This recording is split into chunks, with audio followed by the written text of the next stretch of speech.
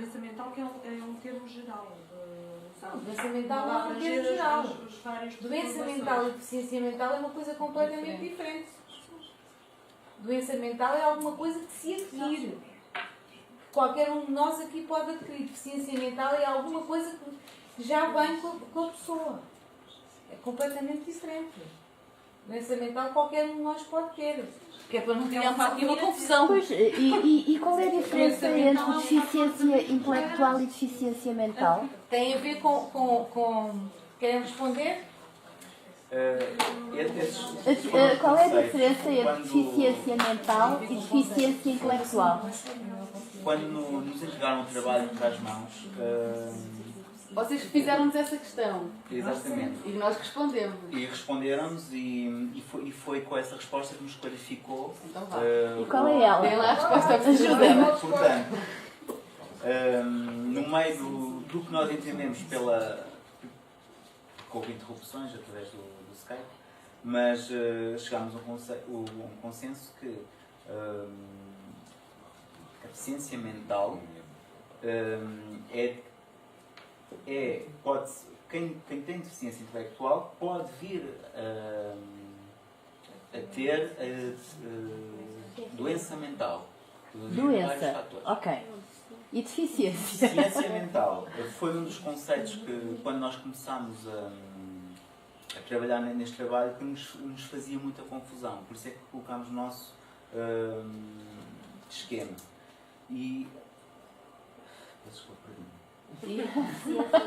Qual é a diferença? Deficiência mental. Estou bloqueado. Não posso ajudar. Qual foi a É melhor que é para nós clarificar. despacharmos a coisa. Assim, de forma simples. Doença mental é as doenças de foro psiquiátrico. Ok? Não há mais conversa. É isto. Doenças de foro psiquiátrico. A deficiência mental ou deficiência intelectual é a deficiência que normalmente, como vocês viram, na escala de comportamento adaptativo, surge antes dos 18 anos e depois tem aquelas coisas todas que vocês falaram. Ok? Portanto, doença mental, doença psiquiátrica. Deficiência intelectual é uma incapacidade na relação do indivíduo com o ambiente, ou então, como se falava antigamente, porque vocês antigos têm a conceito que era a classificação do indivíduo com o QI. Certo? É uma coisa. Ok? Está? Está esclarecido? Não, porque até aí eu estava bem, porque na minha cabeça era doença mental por um lado, deficiência intelectual pelo outro. Deficiência intelectual é a evolução do conceito de deficiência mental. Ok, era aí que eu queria chegar. É que no tempo, hoje, não me parece que os dois coexistam. Não, a questão, Josélia, o que o grupo nos perguntou foi se podia ou não utilizar a deficiência mental, porque era isso que encontrava na bibliografia, porque procurava a bibliografia mais antiga e era isso que Mas no esquema que eles apresentaram ali, apresentaram como 3 casos. E fiquei na dúvida, será que nos está a escapar alguma coisa? É o mesmo, a diferença é no conceito. É no conceito. É a evolução do conceito. Na base estão duas coisas, deficiência e doença. doença. Eu expliquei que era a evolução do conceito. Ok, então em aquele termos de slide... esquema é que poderia estar mal Então aquele executado. slide vale a pena olhar para ele novamente, porque e garanto-vos que é uma pergunta genuína. Eu fiquei na dúvida, será que os meus conceitos já estão errados? Porque seria natural que assim fosse. Ok. Muito obrigada a todos e peço desculpa por me ter acolhido. Próximo grupo, deficiência motora.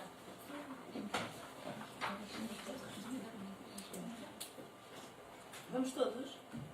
Sai o porta-voz, depois no final. E depois, E todos, e depois ficam lá todos já, e depois o porta-voz apresenta e depois para mandarmos.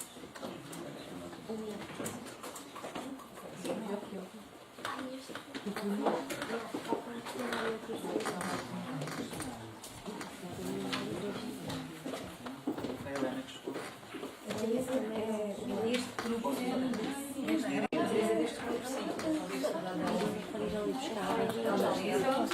é que ela não nos aceita o que nós podemos fazer. Mas não fazemos convívio, bastava que ele disse. Nós estamos a ver a Marilene, ela só estava a Um bocadinho. Vamos tentar outra vez. não daria para tocar, só agora. contigo a ficar a Teresa neste computador, já que ela faz parte deste grupo. Não, mas não é por isso. Não é Não é por isso. Rafaela, ela não aceita, aparece offline. Ela aparece offline. Eu vou chamar a outra Então, como vez. ela tem vindo a chamar para este computador, pensei que ela não este Ela chama para aí, nós tentamos aqui e aparece offline. Está offline. Continua offline. Se ela chamar, aceita-se e deixamos-la só ouvir. Vamos, posso tentar convidá-la pela minha conta. Pois é, uma de nós, não sei. Eu já vejo. Nessa. Vamos ver se conseguimos. Tem som, já tem som, outros ligados. Está enfiado. Agora não sei se está. Não deve ser esse. Não deve ser esse caso. Não deve ser É esse. isto? Não, este aqui. Não, o João, precisam da tua ajuda. No som. Som. É só pronto. Só pronto.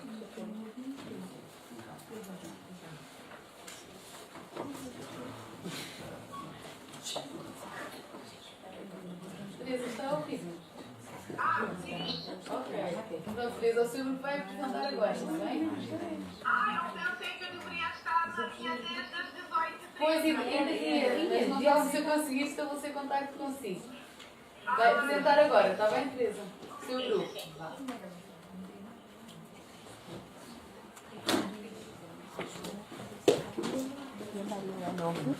Não aceita.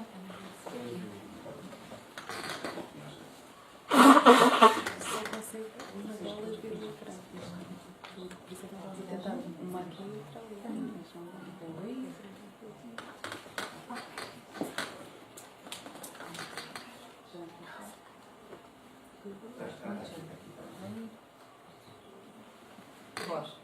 Boa tarde a todos, boa noite já. O nosso grupo vai falar sobre a deficiência motora e decidimos intitular o nosso trabalho como uma inclusão com pernas para andar.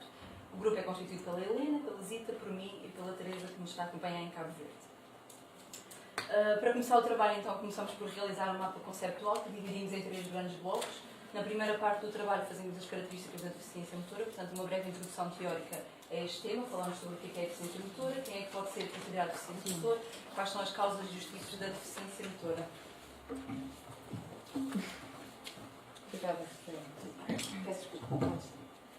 A segunda parte do trabalho consiste em fazer o desenvolvimento sobre as principais barreiras à funcionalidade, onde apresentamos alguns conceitos, nomeadamente o conceito de barreira, o conceito de funcionalidade, e depois dividimos as principais barreiras por 3 grandes grupos. Portanto, o primeiro grupo, as barreiras arquitetónicas, o segundo, as barreiras no acesso à informação e comunicação, e o terceiro grupo, as barreiras atitudinais.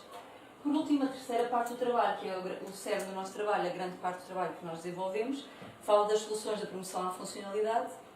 Nesta parte fizemos algumas definições de conceitos também, nomeadamente o conceito de acessibilidade, o conceito de inclusão, e depois esclarecemos algumas adaptações que são necessárias fazer para que a pessoa com deficiência motora seja autónoma e funcional, que estão ali enumeradas: adaptações, acesso a edifícios, espaços públicos, contexto social, familiar e económico, desporto adaptado e, por fim, as ajudas técnicas. Portanto, uma breve introdução teórica a este trabalho sobre o conceito de deficiência motora. O grupo encontrou várias definições, todas elas apresentavam alguns pontos convergentes, portanto, alguns pontos em comum.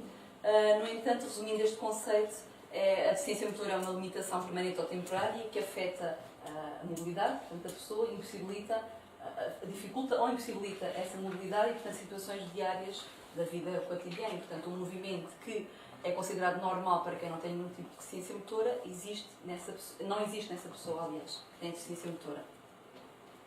Tipos de deficiência motora. Temos aqui 5 exemplos de tipos que existem. Portanto, a monoplegia, a deficiência de um dos membros, a hemiplegia, a deficiência de metade, a ausência de movimento em metade do corpo, paraplegia, a ausência dos membros inferiores, tetraplegia dos membros inferiores e superiores, amputação, a ausência de um dos membros. As causas da deficiência motora podem ser de 3 tipos: pré-natais, quando acontecem durante o período de gestação, anterior ao parto; perinatais, quando são ou quando do parto, portanto durante o momento do nascimento; e pós-natais, quando acontecem depois do parto, do nascimento. Passando agora às barreiras de funcionalidade, portanto, à nossa segunda parte do trabalho. As barreiras de funcionalidade, portanto, as pessoas com deficiência motora deparam-se diariamente com inúmeras barreiras. Estas aqui que estão presentes no slide são as arquitetónicas, portanto, existência de escadas, carros mal estacionados que condicionam o acesso pelos passeios, caixotes de lixo, sinais de trânsito, estradas passeios em mau estado de conservação que dificultam a mobilidade da cadeira, o movimento da cadeira. No que toca às barreiras de informação e comunicação, portanto, as pessoas com deficiência motora podem ter alguma dificuldade em falar, por exemplo, podem ter alguma dificuldade em falar, o que lhes condiciona o acesso à expressão, à fala e à comunicação. Podem existir, portanto, os objetos que estão ao nosso dispor para aceder à informação e comunicação podem não estar, se não estiverem adaptados à pessoa com deficiência motora, condicionam-lhe o acesso. E por último, mas não menos importante, as barreiras atitudinais, portanto, as barreiras que as pessoas têm perante as pessoas com deficiência motora. Muitas vezes o paternalismo pode não ser muito bem visto ou o sentimento de pena para essas pessoas com deficiência motora.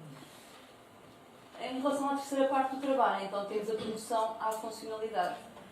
E a promoção da funcionalidade deve começar por ações de sensibilização, portanto, sensibilizar as pessoas para o que é isto da deficiência motora e como é que devemos lidar com uma pessoa que tem deficiência motora, apelar ao respeito mútuo, consciencializar para a existência destas pessoas e fazê-lo por todo o país. Temos aqui alguns cartazes ilustrativos sobre algumas sensibilizações, algumas publicidades, por assim dizer, a estas pessoas, a este tipo de deficiência. Uma forma de sensibilizar também é fazer conferências que falem sobre este tema, as pessoas possam participar e interagir sobre o assunto. Aqui 2 exemplos de cartazes que mostram duas pessoas com deficiência motora, mas igualmente capazes de prosseguir nos seus estudos. Em relação às adaptações que se podem fazer para promover a funcionalidade da pessoa com deficiência motora e a sua autonomia em relação à deslocação, por exemplo, uma pessoa que se desloca em cadeira de rodas precisa de aceder aos edifícios através de uma rampa. Os edifícios que têm esta rampa devem ter também uma porta com largura suficiente para que a cadeira passe. Dentro do edifício deve existir espaço suficiente para que a cadeira se possa mover.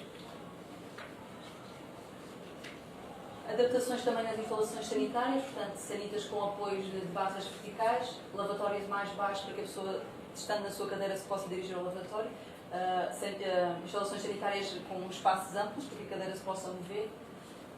Locais de atendimento com balcão ou guichês de atendimento público devem estar a uma altura mais baixa para que a pessoa possa falar com a pessoa que está do outro lado do balcão, estando na sua cadeira. Deslocação em autocarros, portanto, entradas de autocarros adaptadas com rampas que permitam que a pessoa com cadeira de rodas aceda ao autocarro, entre o autocarro e com espaço suficiente dentro do autocarro para que a cadeira passe. Uma cozinha adaptada, portanto, para que a pessoa com deficiência motora possa estar à vontade na sua cozinha e cozinhar e fazer tudo aquilo que nós todos fazemos nas cozinhas. E acesso a um ginásio, portanto, a pessoa com deficiência motora também tem direito a poder praticar exercício físico. Mais soluções de promoção à funcionalidade, portanto, nos espaços públicos, passeios suficientemente largos para a passagem de uma cadeira de rodas, ginástica ao ar livre, também com equipamentos mais baixos, acesso a uma praia, portanto, atividades de lazer e espaços públicos para crianças que também, com deficiência motora, que também têm direito a andar de balanço, neste caso. Em relação ao contexto social, familiar e económico, portanto, ter um emprego é um fator de motivação para todas as pessoas e, portanto, as pessoas com deficiência motora também têm esse direito, têm direito a ter um emprego e vemos ali algumas adaptações, portanto, secretárias ao nível da cadeira, uma cadeira normal que está sentada, pessoas em interação umas com as outras em contexto social. Contexto familiar, a família é sem dúvida um grande chavão e um grande apoio para todos nós enquanto seres humanos, evidentemente temos uma deficiência ou não, e neste caso ainda mais o é, portanto, atividades familiares que são perfeitamente executíveis para uma pessoa com deficiência motora. Em relação ao desporto adaptado, portanto, uma pessoa que pratica desporto é uma pessoa que interage com outras, uma pessoa que promove a sua saúde, promove o seu bem-estar, a sua autoestima, a sua confiança, e, portanto, a pessoa com deficiência motora também o pode fazer, pode ser autónoma nesse aspecto, pode ser funcional se o desporto lhe for adaptado. Temos aqui algumas imagens ilustrativas disso mesmo, diferentes desportos, ténis, atletismo, futebol em cadeira de rodas, vôlei, assim, caso. Mais desportos adaptados, a dança, a esgrima, o esqui e a pilates e yoga, não sei bem. TRX. Não, TRX é com as barras de também fazem este tipo de desporto adaptado. Em relação às ajudas técnicas, as ajudas técnicas são instrumentos, são materiais, são utensílios que existem para facilitar a vida às pessoas que têm algum tipo de deficiência, neste caso a motora. Portanto, as ajudas técnicas permitem que essa pessoa seja mais autónoma, seja mais funcional na sua vida. Neste caso aqui temos uma pessoa que tem alguma mobilidade, a própria pessoa, e portanto tem um andarim para ajudar a sua mobilidade pessoal e uma prótese para alguém que não tenha uns membros. As cadeiras de rodas, existem diferentes tipos de cadeira de rodas que devem ser adaptadas já ao tipo de deficiência. Temos as cadeiras de rodas clássicas, que é a própria pessoa que a move com os seus braços. Para quem tem uma deficiência motora mais profunda, existem as cadeiras de rodas elétricas, que são diferentes tipos de cadeira de rodas. Neste caso, vemos aqui uma cadeira de roda que as rodas da frente sobem e que permite que a cadeira fique mais alta para aceder a locais que estão mais altos também. Os veículos adaptados, e portanto as pessoas com deficiência motora, para serem ainda mais funcionais e para se poderem deslocar numa viatura, sem ser só de cadeira de rodas, tem que ter um veículo que é adaptado. E as adaptações dos veículos passam por a caixa de velocidades automática, um travão colocado num sítio diferente também. Portanto, temos aqui exemplos de veículos adaptados que permitem que a pessoa seja autónoma nas suas deslocações, qualquer que seja. Os sistemas de transferência que permitem que a pessoa com deficiência motora se mova, imaginemos, da cadeira para a cama, da cadeira para a piscina, como vemos aqui, caso queira praticar algum desporto, ou só por lazer, também pode nadar só por lazer. O acesso ao computador hoje em dia é fundamental na nossa vida, no nosso dia a dia, e portanto, para uma pessoa que tem uma deficiência motora, esse acesso pode ser condicionado caso o computador não esteja adaptado às suas necessidades, à sua condição.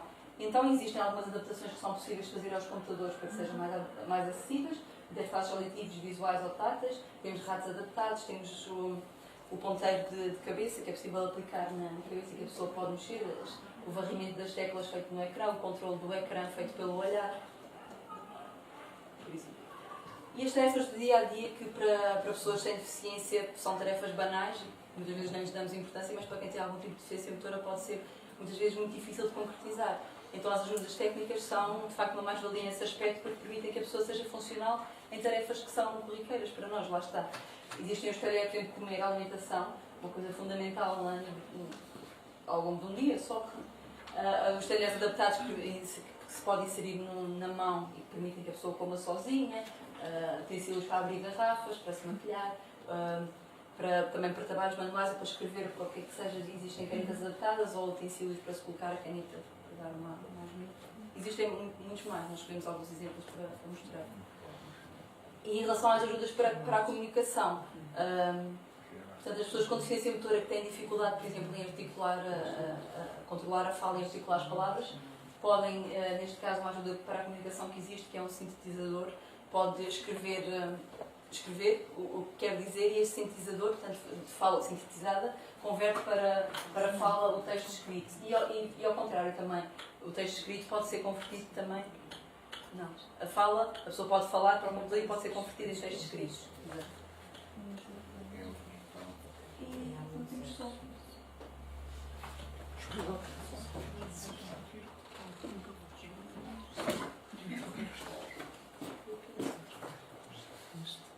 Volta atrás. Sim.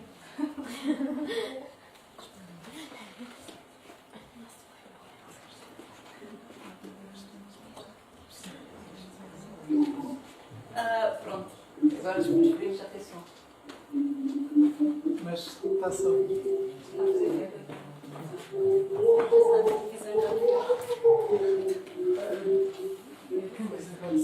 é rápido, então já pronto. Obrigada, João.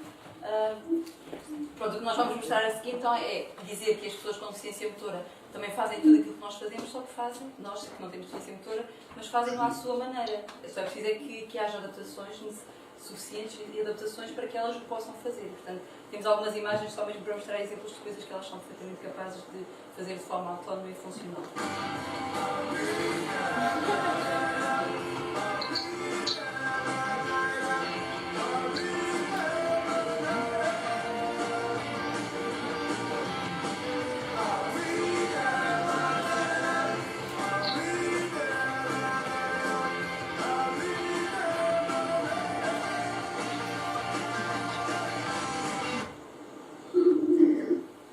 Vou desligar, João.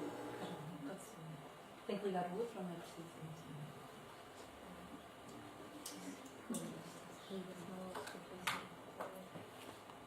Pronto, e a jeito de conclusão, então, dizer que a promoção da funcionalidade com a pessoa com deficiência motora passa por todos nós. Somos responsáveis por fazer com que as políticas de prevenção, de reabilitação, de habilitação, de participação para essa pessoa com deficiência continuem a existir e que sejam cada vez mais eficazes e mais visíveis. E, para terminar, refletir sobre isto. Terminamos. Obrigada.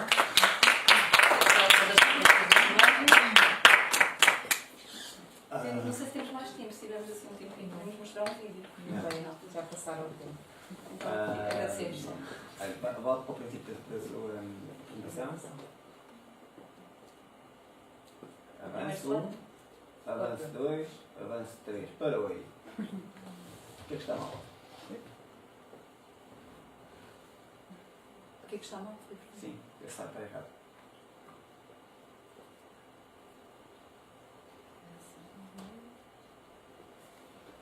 Estes são exemplos dos tipos de deficiência motora. Não. Não sabe.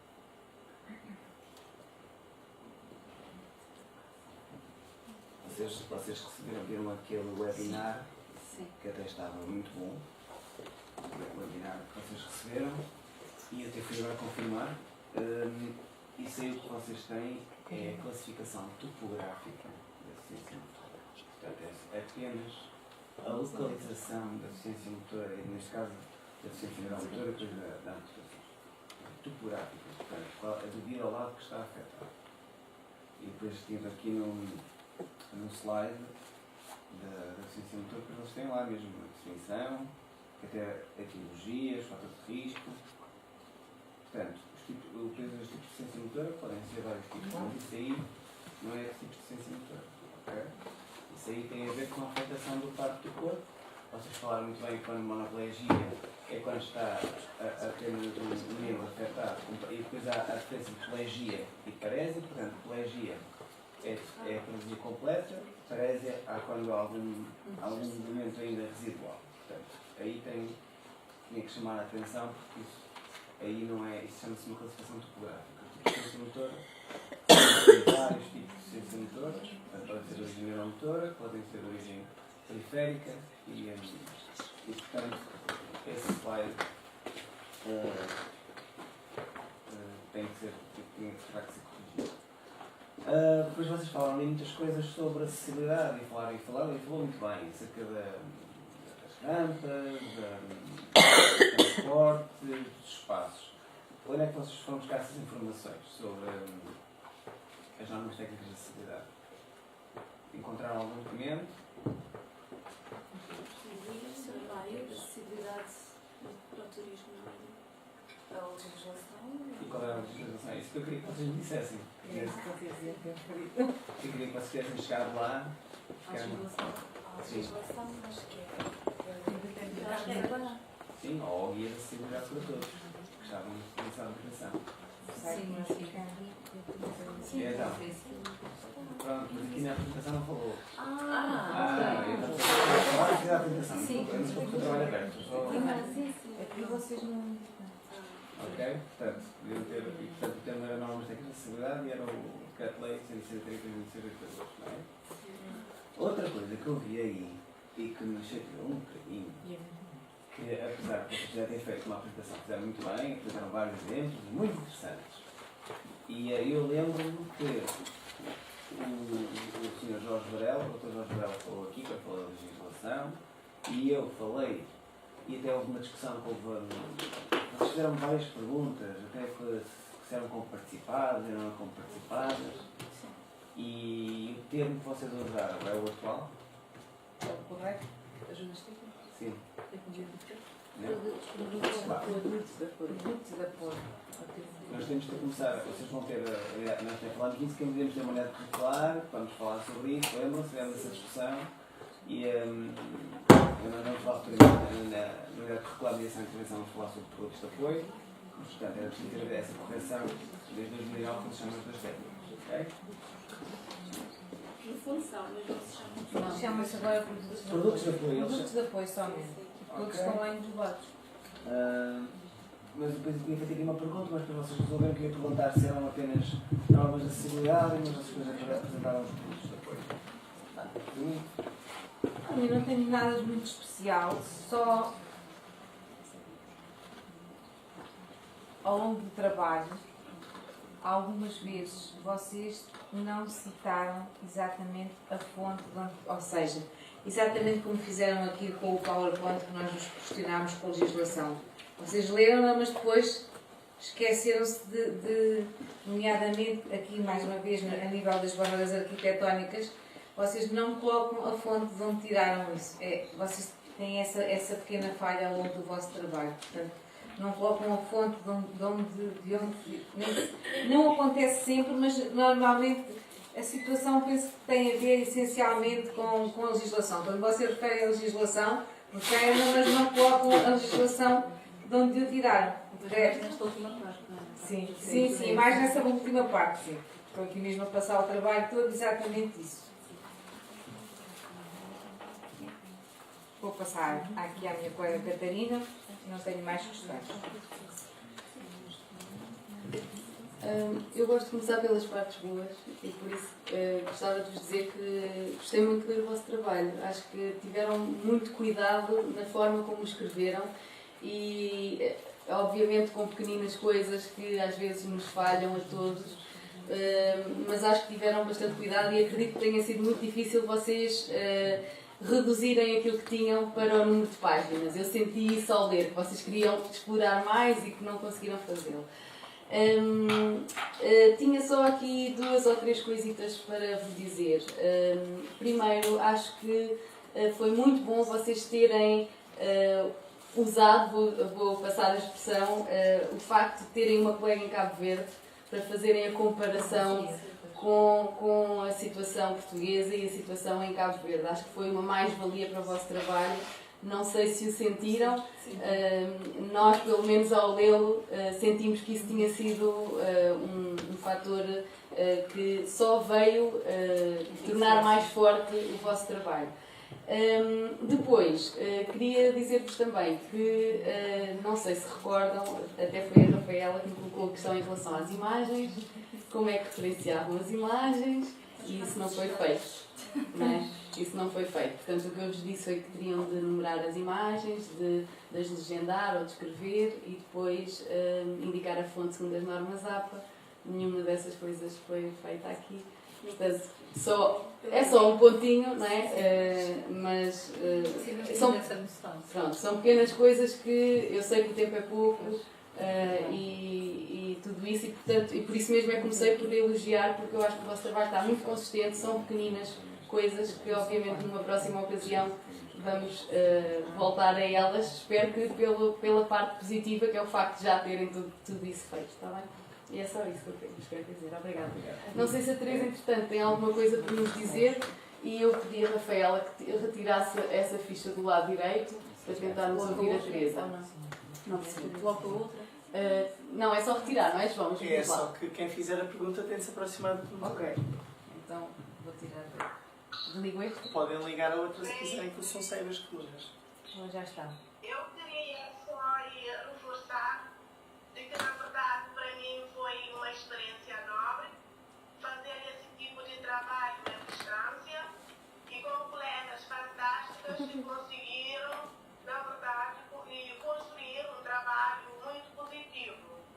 No que diz respeito à nossa experiência aqui em Cabo Verde, temos muitas limitações no que diz respeito à acessibilidade e também as ajudas técnicas, tendo em conta que a deficiência está intimamente ligada à pobreza. Vendo as imagens do nosso trabalho, eu fico a pensar, para quando essas ajudas técnicas, essas tecnologias de apoio vão chegar a Cabo Verde? É tudo neste momento. Obrigada, Teresa. Obrigada, Teresa. Obrigada. Obrigada. Obrigada a todos vocês. Só queria pôr os nossos nomes aqui, ou não é preciso? Se tivermos. Depois também se abrirem, conseguem ver. Alguém quer colocar questões às vossas Depois, que ainda há colegas? pouco. Desculpem, lá esqueci. Tenho só uma Sim. curiosidade. Por acaso, se encontrar algum caso por causa da imagem do parque infantil, existe já cá em Portugal algum parque infantil adaptado? Mas lá fora de imagens. Não há. Eu estou a fazer um estudo sobre isso agora. Não há nenhum parque infantil adaptado. Houve em tempos um nas Caldas da Rainha que está completamente degradado agora. Célia, a APPD não está a construir um? Não. Não? Todos disseram que sim. Só se é novo. Aqui em Leiria. Aqui em Leiria? Sim. Onde? Na última reunião disseram que sim. Não está a confundir isso com um supostamente que veio para as notícias que era e depois quando chegámos lá não era nada? Ah, não sei. Ah, se calhar é esse. Não sei. Como vê, Teresa, cá as fotografias também nem sempre coincidem com a realidade. Não coincide em nada, Teresa. Há uma questão? O Brasil é que tem imensos. Os tais. Marilene, conhece algum? Ah, já me tirou o bio. Não, mas você não conhece algum? Mas já voltei a dar. Marilene?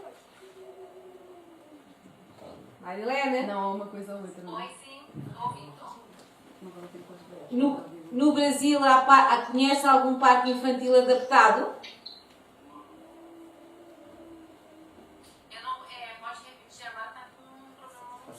Passa a voz a ela.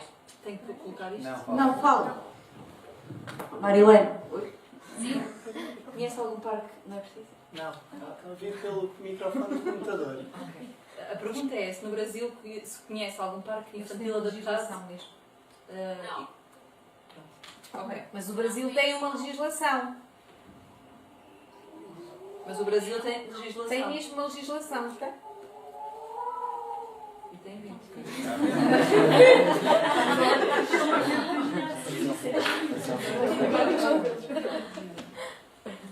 Ela deixou os porcos Passar. Obrigado. Obrigada. Passamos então agora. Já estão 5 horas e meia. 5 ou 6. Não é deficiência visual, é deficiência auditiva.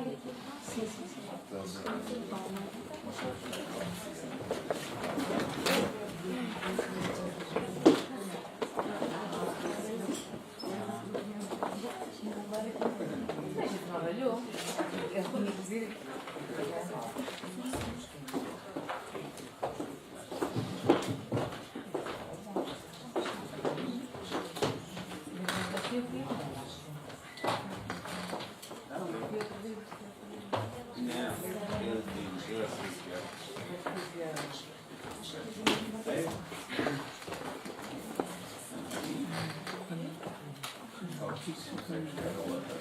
Agora é ela, a deficiência.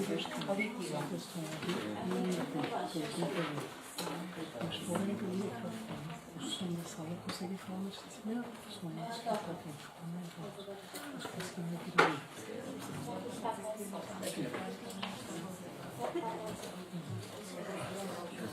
Porque para nós aquilo é mais confuso. É uma relação mais Basta falarmos alto, não é? Exato. A noção que era isso. Acho que o já é que está a falar Quando se passa vídeos, tem de ser sempre para as colunas para aqui ouvirmos. O ideal é nós tentarmos mexer o menos possível. Portanto, é falarmos mais alto. É falarem mais alto e ter a certeza que a pessoa está a ouvir. Agora, que é este Não está com som de colunas. Não está.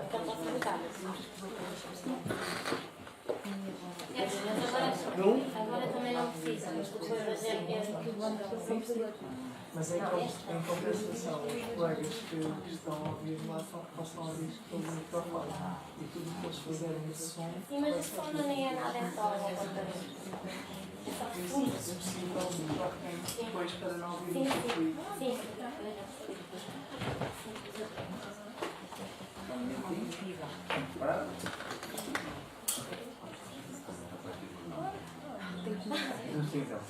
Sim. Não tem mais comentários? Também pergunto. Vamos começar. Então, boa noite a todas. Nós vamos começar a nossa... A todos. Nós vamos começar a nossa apresentação com a apresentação aqui de um pequeno filme e peço desde já aos colegas que estão aqui da área da língua gestual portuguesa para não fazerem nenhum comentário. Não queremos que façam nenhum comentário.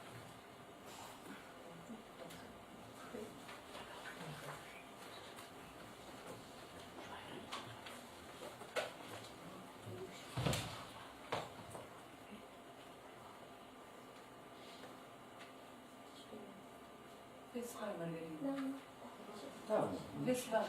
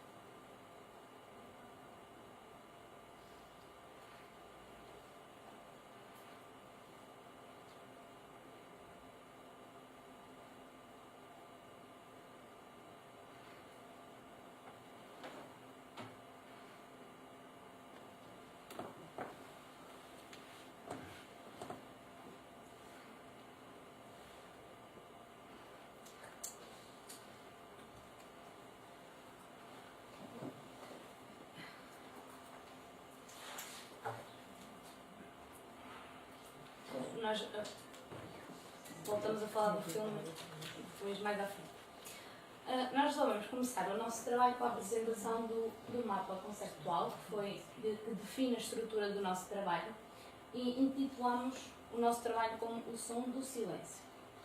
O nosso tema é sobre a deficiência auditiva e resolvemos 3 áreas para falar sobre a deficiência auditiva. Temos a área das características, onde a gente define o que é a deficiência auditiva. Temos também a área das soluções e das barreiras. Dando uma breve definição, nós também vimos muitos conceitos sobre esta deficiência, e dando uma definição geral, a deficiência auditiva traduz numa lesão do aparelho auditivo, o que impossibilita o indivíduo de ouvir. Pode ser de 2 tipos: deficiência auditiva temporária, aquela que pode ser com tratamento genérico, e a deficiência auditiva definitiva, que é a que afeta e que vai afetar o indivíduo ao longo da sua vida.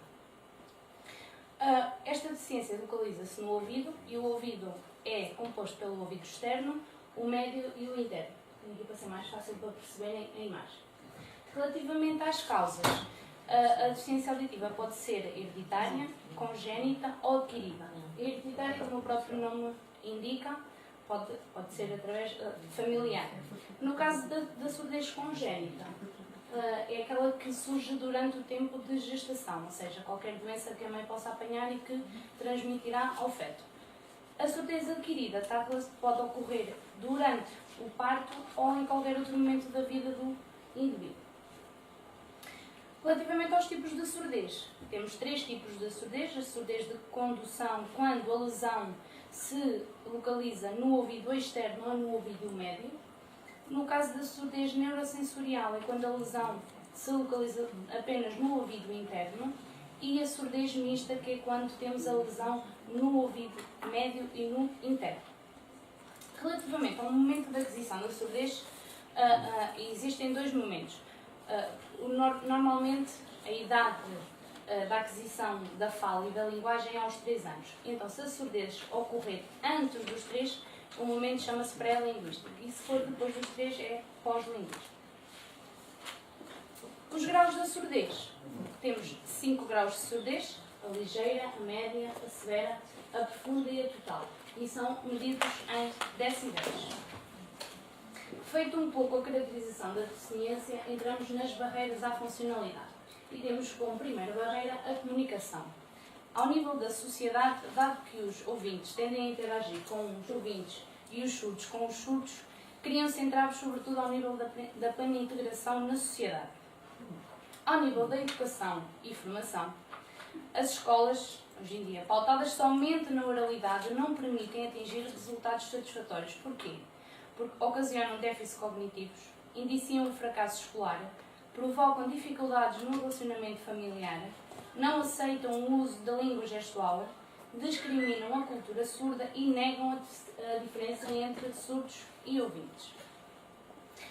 Ao nível do mercado de trabalho, a comunicação é uma barreira no sentido de a acessibilidade encontra-se dificultada, há limitação na formação profissional, as políticas sociais são desadequadas, a situação financeira da pessoa, do indivíduo surdo é instável, há dependência de terceiros, a autoestima é afetada como é normal, e isto leva a uma instabilidade familiar. Outra barreira é a não aceitação, e aqui vamos abordar a não aceitação quer por parte da família, quer por parte do indivíduo. A família é a base de sustentação social, formativa e, sobretudo, afetiva. É o campo de treino do indivíduo. Quando casos de deficiência chegam à família, por norma são eventos traumáticos acompanhados de momentos de mudança, dúvida, ansiedade e revolta, pela necessidade de reestruturação e aceitação da própria deficiência, e nos casos de não aceitação, há lugar à rejeição. E é aqui onde começam as barreiras. Até que a assimilação da deficiência e a sua aceitação ocorram, criam situações que remetem ao isolamento, à exploração da própria condição pelo deficiente ou a um potencial desprezo dos familiares. Quando não há uma linguagem comum entre o surdo e a família, ocorrem prejuízos a todos os níveis, quer ao nível linguístico, quer ao nível comunicacional, intelectual, afetivo e social. E isto pode ocorrer em todas as idades. A não aceitação por parte do indivíduo constitui uma barreira quando o próprio indivíduo não aceita a sua condição. O preconceito, a discriminação e a vergonha fazem parte do seu dia-a-dia, contribuindo para a sua exclusão e isolamento social. Concluindo com isto, muitas vezes as barreiras que permanecem são as da aceitação do problema. Enquanto não se aceita o problema, não se pode avançar para procurar outras soluções. Entrando então nas soluções à funcionalidade, da mesma forma que a família pode ser uma barreira, a família pode ser também uma solução. O apoio psicológico e a orientação à família é fundamental, evitando deste modo a rejeição ou a superproteção, como através do acompanhamento profissional especializado, do contacto da família com outros familiares que vivenciem a mesma realidade e pela enfatização do bilinguismo e da aprendizagem da língua gestual. O adulto ou a família, enquanto mediadora, no envolvimento da criança nas atividades cotidianas e na promoção de estímulos, deve ler para a criança, colocar nomes escritos nos objetos, apontar para o objeto correspondente, recorrer à mímica e ao uso de expressões faciais exageradas, usar o teletexto na televisão, recorrer a profissionais da área da saúde, incluindo terapeutas da fala, participar e envolver-se na atividade letiva em articulação com o professor ou o educador da criança. Outra solução que também vimos nas barreiras, que tanto se, da mesma forma que constitui uma barreira, também pode constituir uma solução, é a aceitação do indivíduo da sua limitação física e a autoimagem. Quando o autoconceito é fundamentado numa visão positiva, surge o orgulho na identidade surda e na comunidade... Surge o orgulho na identidade surda e na sua comunidade. Uma vez que estamos a falar de soluções, encontramos a própria legislação, a própria legislação contempla os direitos e os deveres da pessoa surda. Nomeadamente, a lei constitucional protege e valoriza a língua gestual portuguesa enquanto expressão cultural e instrumento de acesso à educação e igualdade de oportunidades, a lei que define a atividade dos intérpretes de língua gestual portuguesa, a lei que promove a igualdade de oportunidades, o Decreto 3 de 2008 que assegura uma escola democrática e inclusiva, que no caso dos alunos surdos são as chamadas EREVAs, são as escolas de referência para a educação bilíngue de alunos surdos, e o Decreto-Lei que financia as ajudas técnicas e as tecnologias de apoio. Aqui é neste próprio decreto que é substituído tecnologias de apoio por produtos de apoio. No caso, e uma vez que estamos a tratar da deficiência auditiva, no caso concreto de alunos surdos ou das pessoas surdas, destacamos aqui dois produtos de apoio: as próteses auditivas, que é um aparelho que ajuda as pessoas com perda auditiva a perceber os sons, amplificando e transformando e transmitindo-os através do ouvido, e o implante coclear, que é um pequeno dispositivo eletrónico colocado no ouvido interno através de uma cirurgia. O implante coclear só é aplicado a pessoas com surdez profunda. E uma vez que a comunicação é a principal barreira com que os surdos se deparam diariamente, foram desenvolvidas novas tecnologias que facilitam a comunicação destas pessoas, nomeadamente o telefone de texto, o telefone com altifalante, o computador, a internet, o telemóvel através das mensagens escritas e as videochamadas, a televisão. E como exemplos destas novas tecnologias destacamos a Vodafone, que tem um serviço de apoio ao cliente em LGP, que é um call center, que tem do outro lado uma pessoa apta para dar as informações em língua gestual portuguesa, e a Servium, que é um serviço de vídeo intérprete para clientes da Zona Advance.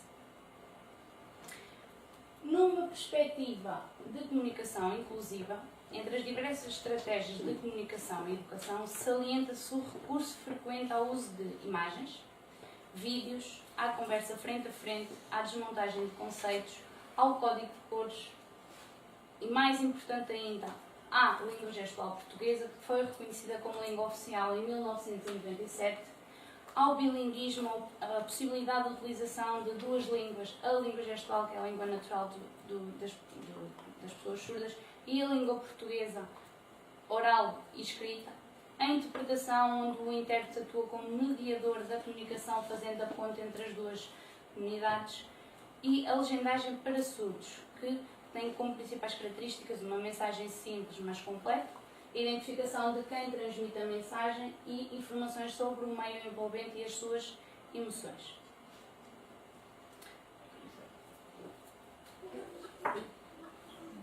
Temos aqui a bibliografia e agora, em jeito de conclusão,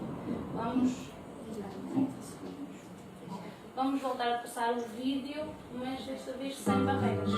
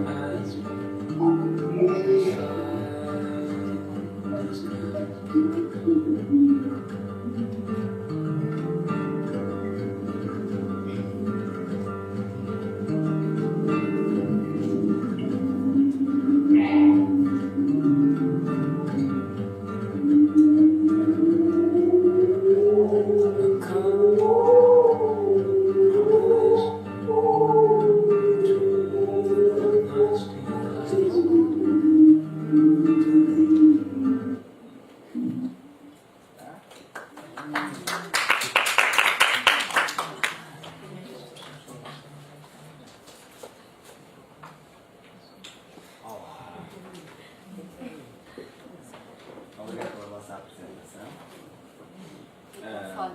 Notou-se que havia alguém que percebia muito disto. Já, usei isto. Não é fazer nada, eu vou falar. Fala alto, por favor, já. Aqui hoje tive aos berros com o que eu vi. Fala alto. Se for mais alto, não precisa disso. Precisa, porque queres falar hoje não ouve. Vamos ouvir agora? Mas assim depois desligar. Não é igual. Sempre temos que estar a desligar sempre. Agora já me conseguem ouvir. Eu prefiro o produto de apoio para aumentar a minha comunicação. Obrigado pela vossa apresentação. E estava a dizer que notou-se claramente que havia entendidos no assunto no seio do grupo. Quando fala aí nos tipos de surdez, pode colocar no slide. Isso. Não existe mais nenhum tipo de surdez, além desses três? Posso falar? Na sessão de webinar, na sessão que estava na net, infelizmente só vi depois, falava em 4 tipos de surdez, distintos destes, mas a bibliografia que nós consultámos que era a perda auditiva leve, a moderada, severa e profunda.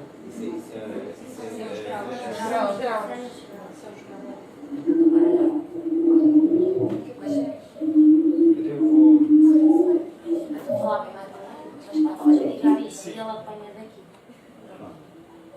O que eu queria perguntar é que porque vocês falam só a surdez a nível do ouvido interno e do ouvido externo e do ponto de vista linguístico, e a surdez cortical, onde é que entra? E a surdez? Cortical.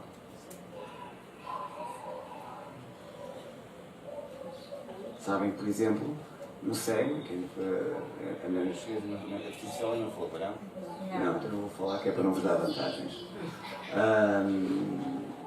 Nós, do ponto de vista neurológico, temos áreas no nosso cérebro, não é? Nos lobos, nomeadamente no lobo temporal, que é o lobo que está associado à audição e ao equilíbrio também, e temos áreas de associação primária e áreas de associação secundária. Portanto, nós podemos ter uma lesão no lobo temporal, não ter nada no ouvido e ficamos surdos. Ok? Podemos ter um déficit sensorial, que é quando atingimos a área de associação primária. Podemos ter um déficit perceptivo, quando atingimos a área de associação secundária.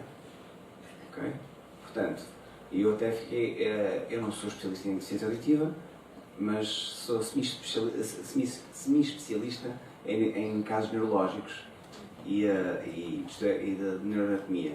E portanto estava assim, vocês nunca falaram nessa parte dessa surdez cortical. Na bibliografia que nós pesquisamos também não está. Mas podem pesquisar agora depois, Sim, vão sim, ver sim. que existe isso. E depois falou ali, fez assim um realce, isto é uma curiosidade minha, ok? Fez um realce que devia-se intervir com vários técnicos, incluindo terapeutas da fala.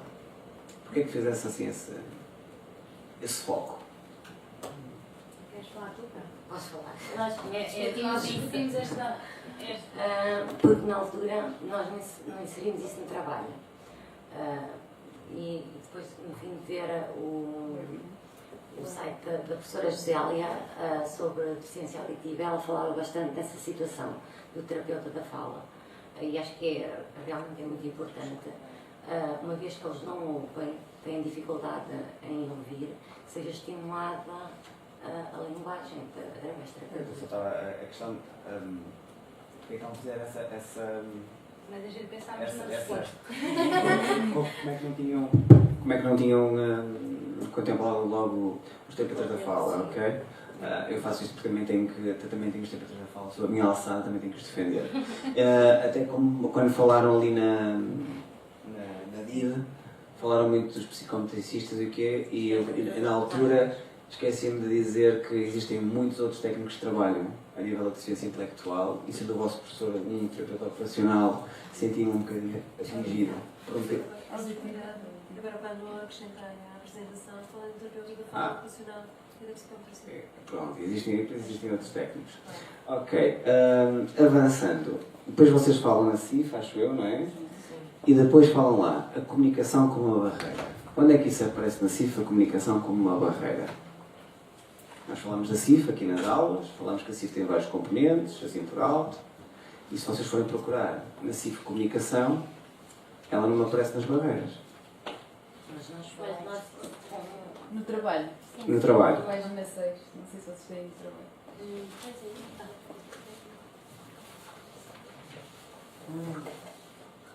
Eu percebo o que é que vocês querem dizer do ponto de vista literal e de comunicação de senso comum. Sim. Nós, inicialmente, identificamos as barreiras de acordo com a CIF.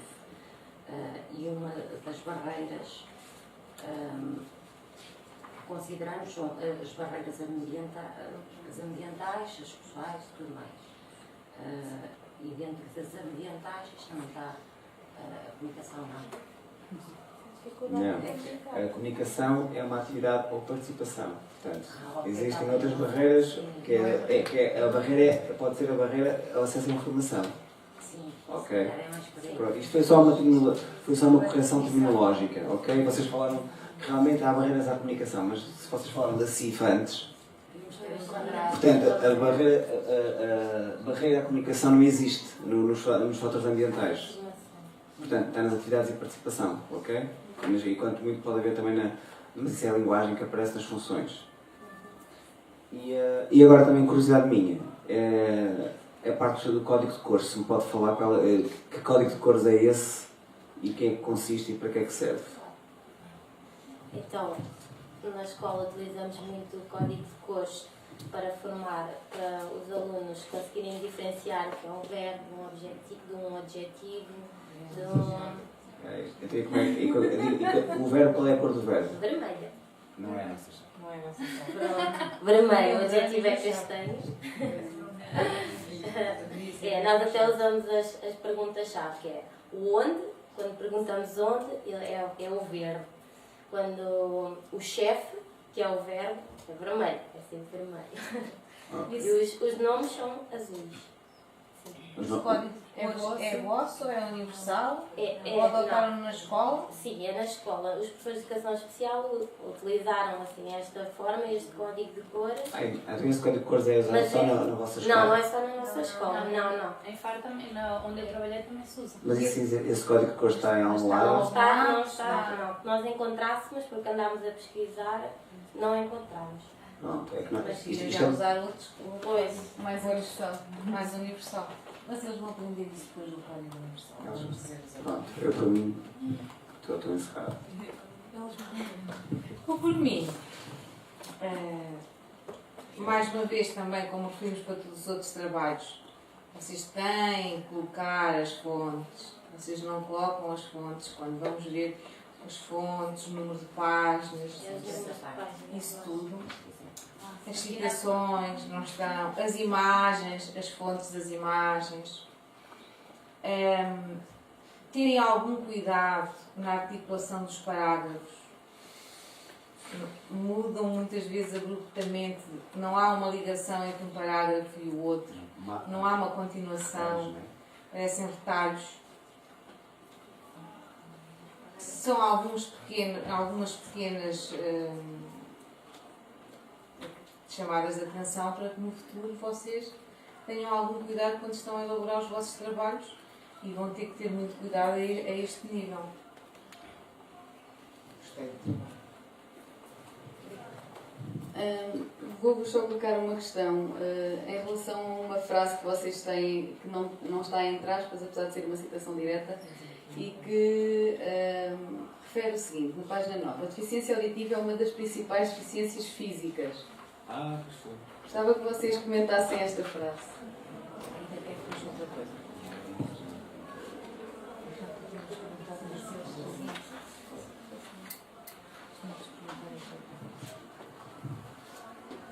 No final da página 9.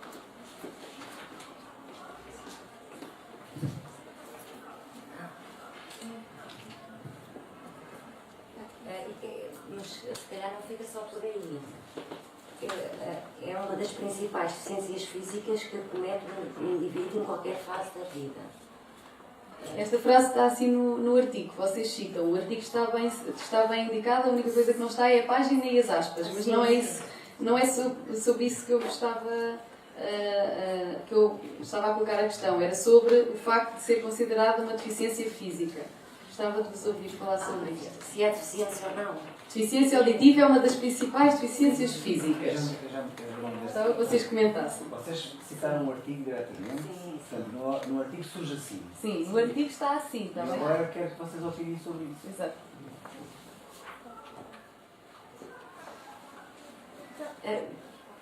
Posso falar? De acordo com a Organização Mundial de Saúde, acho que estou-me a enganar na fonte. Sim,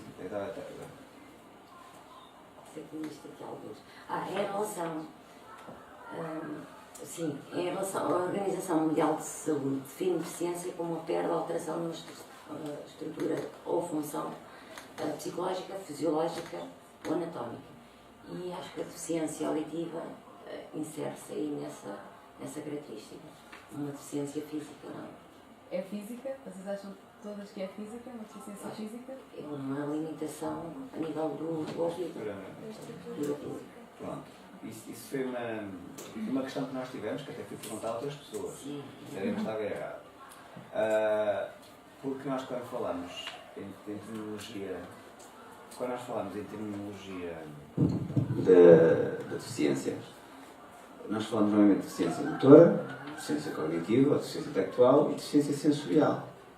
O que eu vos queria dizer é que aquele artigo fala em deficiência física e eu na altura em que a Catarina estava presente, eu chamei nomes, foi ao revisor do artigo. Estão a perceber? Sim. Pronto. Faz parte dos sentidos, mas é física, já faz parte. Sim, estavam a falar enquanto um problema a nível fisiológico ou...